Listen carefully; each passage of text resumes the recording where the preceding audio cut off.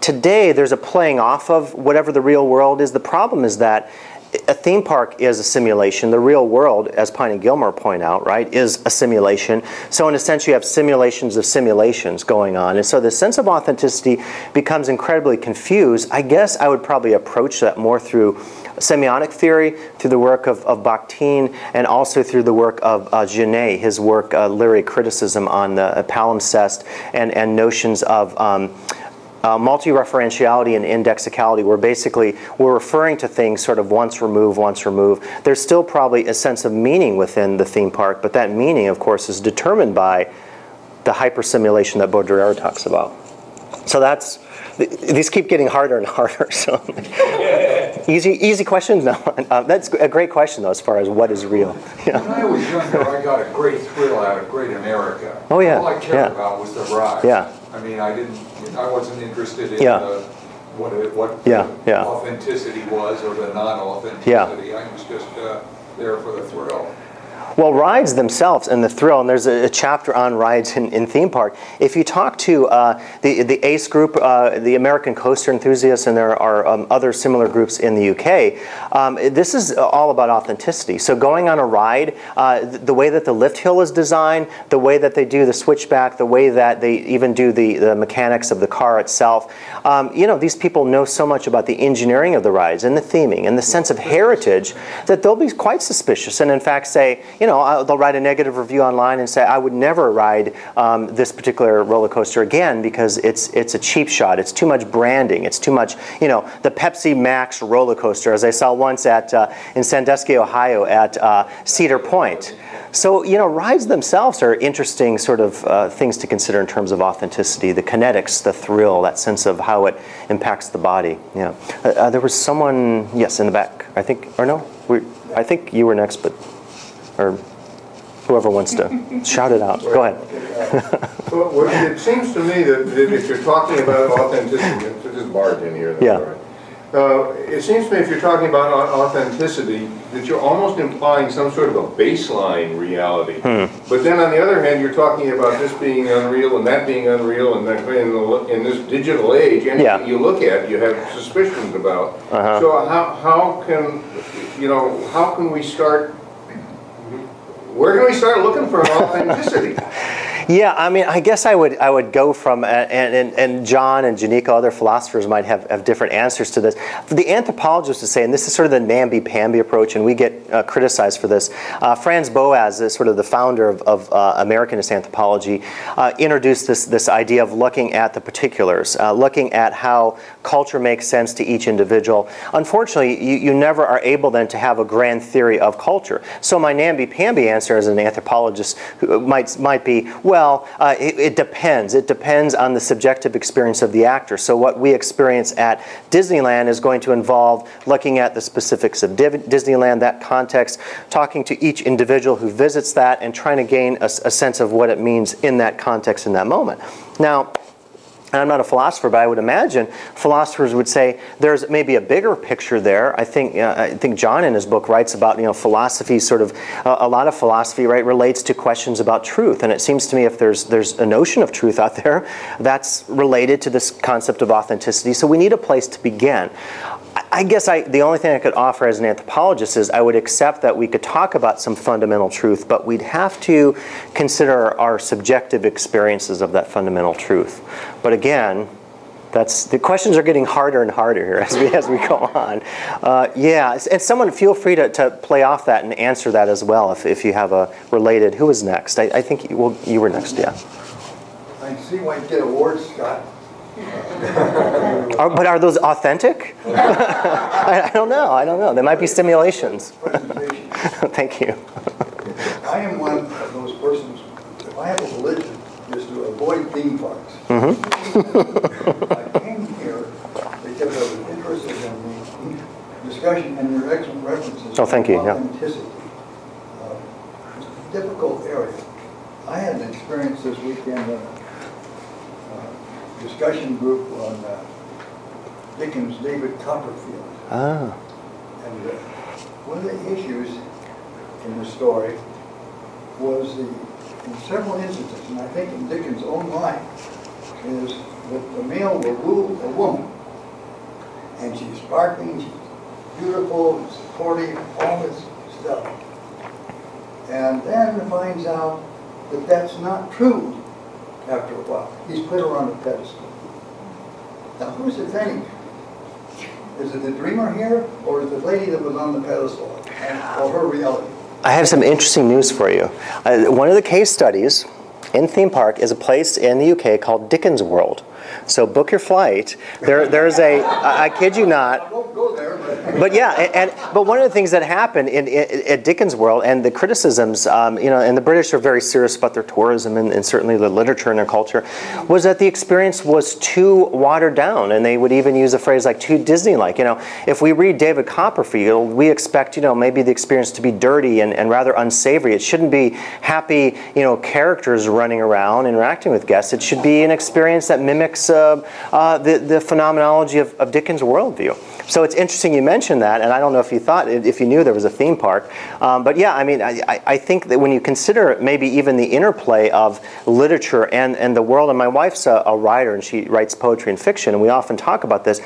She wrote a poem once called The Suspension of Disbelief, and I think that was Coleridge's famous phrase. And the idea of the suspension of disbelief is that I enter a world of the novel, or I enter a theme space, and I'm able to put behind my everyday reality. And in fact, at Astroworld, that was our moniker that we had to teach the workers, was to offer the guests an escape from their everyday reality. So the sense of escaping, whether it's through Dickens or a theme park, I guess I would argue is fundamentally similar in that you're suspending your disbelief, perhaps. Yeah, go ahead. I don't think you answered my Oh, I'm sorry, go ahead. Yeah, I was so excited to mention Dickens World, so I just... I did mention some critics on certain, right. And there are other critics who think he's the most wonderful writers in Shakespeare. Right. So that's my question. Who is the authentic person? The one in the mind of the wooer? Yeah. Or the reality of who she really was? Or was it her on the pedestal? Where's the authenticity there? I guess I would say, and this was, John and I a few weeks ago were in Virginia City, and we had a long discussion of authenticity, and he was telling me about Heidegger's notion of temporality, and this idea that, and John, you can jump in, that Heidegger was saying you would think of these different time periods, the past, the present, and the future, as one sort of timeline, as connected to one another. So maybe in the world of the novelist, it's all of those fused together, perhaps. It's the sense of, the imagination. It's the sense of a real experiences that led Dickens to create these characters. It's the sense of Dickens himself. And then as a reader today, even so many years removed from that time, it's that sense of what the reader takes from that experience. So I guess I would say it's a fusion of all those worlds in some way. Say that he's authentically deluded about it? Authentically deluded. Authenticity is a state of being rather than a state of knowing. The state of knowing has its own being. So you could be authentically inauthentic. Well, I thought it was more epistemology. That wasn't ontology. Yeah, it sounds to me like it's not reducing authenticity to an epistemological concept rather than ontology.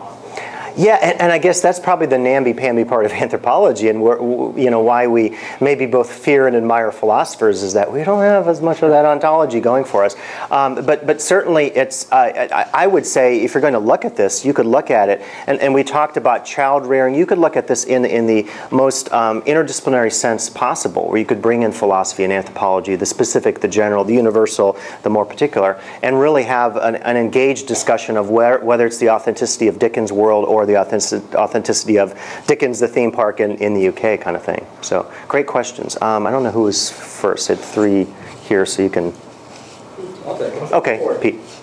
I once went to one of the Indian reservations in our Southwest, and some of you may have had the experience. I think it might have been in Chaco Canyon or something like that. One on the 6x, and the leader, of course, was a member of the tribe. People would ask him various questions about this and that, John Fremont, and his initial comment, which was dripping with sarcasm, was, well, the anthropologists say, so having said that, there's another saying relative to, I think, the discussion. It said that somebody was asked, well, how do you define what quality is? What's quality? I can't define it, but I know when I see it. Yeah, yeah. So I'm going to offer that first as maybe, if I may get personal, your comment about moving from academia out to the other world, that maybe there's something inside here. There's a gap or something. Maybe it's along that continuum. Yeah. You mentioned it's a highly subjective thing. The rest of it, I think, it's disturbing to me because I find that more and more of my time, and maybe out there in the world today, my lived experience is mediated electronically.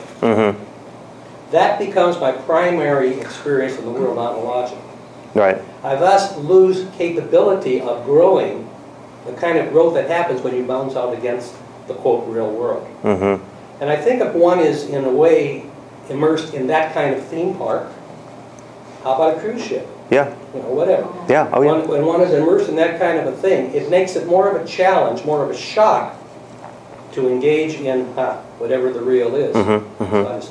Yeah, a great set of issues. For the first one, I would give you a quote of a Las Vegas casino expert who once said, authenticity, or the real, is not what is true, but what people believe to be true. So, you know, it's that sense of the intersubjective. And on the second point, I guess I would say we could look to dark theming and some of these incredible museum experiences. The Museum of the American Indian in DC is a great example where they did a more postmodern approach to the design and the narrative, where they really, I think, didn't try to make it as narrow and constructed as you sometimes see in a lot of museum spaces. So some of the newer museums in these dark theme spaces, I think, are playing with these notions to say, well, let's go more for the real world. Maybe to go back to the point about, I think maybe Tom's point, we were talking about how what's simulated, what's real anymore. If Disney is less like the US, or the US is more like Disney, how do you as a designer approach that, whether it's a cruise ship or a museum? There were two other, yeah, okay. Theory of governments using non-authentic statements. And it was triggered by visiting Arlington National Cemetery last year, Tomb of the Unknown Soldier. There's a statement in there that says, this is in honor of those brave soldiers who gave their lives. We were in Athens, Greece in May. We saw the Tomb of the Unknown Soldier there, and they had the same statement. These brave soldiers gave their lives. And I said to my wife, they didn't give their lives were taken. And what a different attitude people might have about war and the military and everything. If we stop glamorizing this, they gave their lives, when in essence they were taken. Right. Just one word different. Right, yeah. And that shows you how, yeah, one word can make a huge difference in terms of how the guest or the visitor experiences a space. And it shows you, I think, really the high stakes of this. And again, the same thing with the media in terms of how we, our reality is augmented by the media itself. Were you next, or? Yeah, okay. Scott. Yeah. I'm not a philosopher, I'm a pragmatist. Oh, great. And I'd like to walk out of this meeting with something that I can say, here's what I learned, here's what I was supposed to do, here's what I picked up today. So what I'm hearing is that this concept of authenticity is a consumerism phrase designed around marketing plans and aimed at selling people more things. Or it's an academic subject that's fun to kick around at the annual meeting of anthropologists. Well, what does it mean to us? You know, a lot of these questions have come to you, and they have no answers. Right. And they're just sort of up in the air. Right. Testimony to me, You restate that we can't. It's hard to hear. Yeah. That we can't. Restate, you restate. If you would restate. Oh, sure. Yeah. I guess the question is, he was saying that you have, the academic study of authenticity, and then you have the way that's being used in the consumer world, and he's saying, well, what are some things we can take away from this in terms of sort of a pragmatic sense? I guess I would offer, and I would say, and I should have warned him, somewhat of a postmodernist, but I guess I would offer that each of us is certainly going to take away our own senses of thought about authenticity from this talk. What I would take away from it is the need to be, I guess, more skeptical when authenticity is used, whether it's in Arlington, whether it's Mitt Romney or Obama saying I'm an authentic candidate, or it's going to the Build-A-Bear their workshop and they say you can get your authentic bear. So I think it's to really have an incredible sense of critical thinking, and to think of some of these ways, as Pete was mentioning, how we're using our cell phones and mobile media today, and that's impacting who we are. We should never think that we can shield ourselves from popular culture. We have to develop, whether it's Chomsky's notion of intellectual self-defense or some of the other theorists, the Frankfurt School, we have to do something that really engages ourselves with the world and develops a deeper understanding of these spaces, these consumer bits of information we're receiving, the media, and never think we can shield ourselves from them. I don't know if that's pragmatic enough, but I guess it would be a heightened awareness that authenticity is here to stay as a concept. It isn't maybe what you thought it was. I would argue it's not sort of one fundamental thing that's going to be the same for every person in terms of truth with a capital T. And I would say let's go for it and really challenge ourselves and try to engage with the world and use authenticity as a springboard to consider other issues, whether it's religion, politics, self, parenting, going to a museum, and use authenticity then as a pedagogical device for our everyday lives to try to re-engage with the world and understand it and understand ourselves in the process, and maybe say hooray to the confusion and the truth that is entailed in that pedagogical exercise. Thank you very much. Yeah, thank you. Was a few more questions? Time? Or? Well, I don't know what the time is. First, well, it's time to okay. wrap. But hold on.